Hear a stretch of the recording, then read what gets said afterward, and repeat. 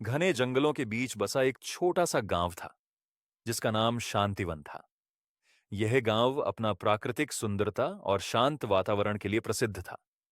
लेकिन गांव के पास ही स्थित संगीत कालगिया में एक साधारण लड़का युवराज रहता था। वह गरीब परिवार से था, लेकिन उसका दिल बड़ा और सपने ऊंचे थे। उसकी आंखों में हमेशा कुछ बड़ा करने की चमक होती थी। लेकिन एक समस्या थी, उसे खुद पर विश्वास नहीं था। हर बार जब उसे कोई बड़ा काम करने का मौका मिलता, वह डरकर पीछे हट जाओ। काले बादल छा गए। गांव के बड़े बुजुर्गों ने इसे अशुभ संकेत माना। तभी गांव के मंदिर के पुजारी ने बताया कि काल गया संगीत या है, अगर उस शिवलिंग पर पूजा नहीं की गई तो पूरे गांव पर प्राकृतिक आपदाओं का खतरा मंडरा सकता है। पुजारी ने कहा, लेकिन शिवलिंग तक पहुंचने का रास्ता खतरों से भरा है।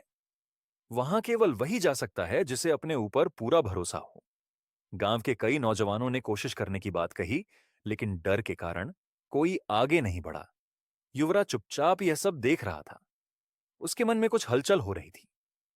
अगली सुबह युवराज ने फैसला था।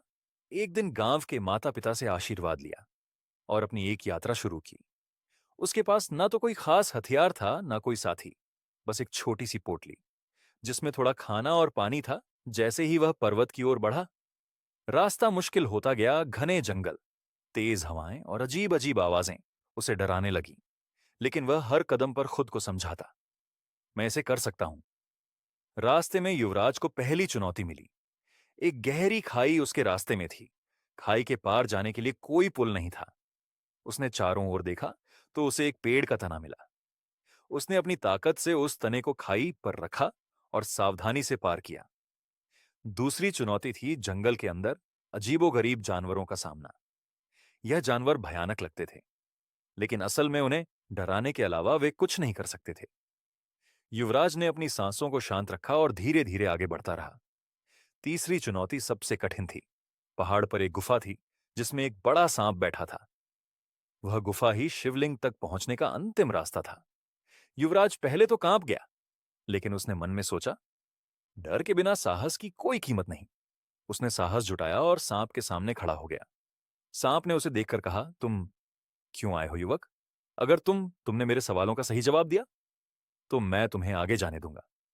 युवराज ने कहा, ठीक है। सांप ने पहला सवाल किया, सबसे बड़ा डर क्या है? युवराज ने जवाब दिया, सबसे बड़ा डर हमारे मन में है, जो हमें कमजोर बनाता है।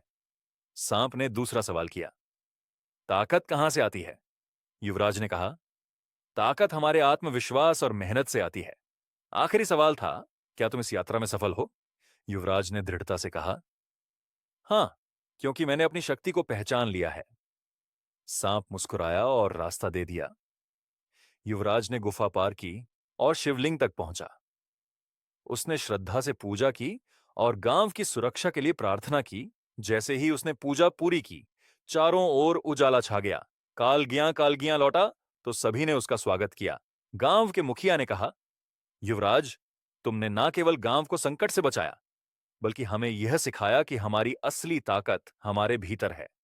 यह कहानी हमें सिखाती है कि डर और कमजोरियों का सामना करके ही हम अपनी असली ताकत को पहचान सकते हैं। आत्मविश्वास और साहस ही हमारी सबसे बड़ी पूंजी है। जब हम अपने ऊपर भरोसा करते हैं तो कोई भी मंजिल हमारे लिए असंभव नहीं रहती।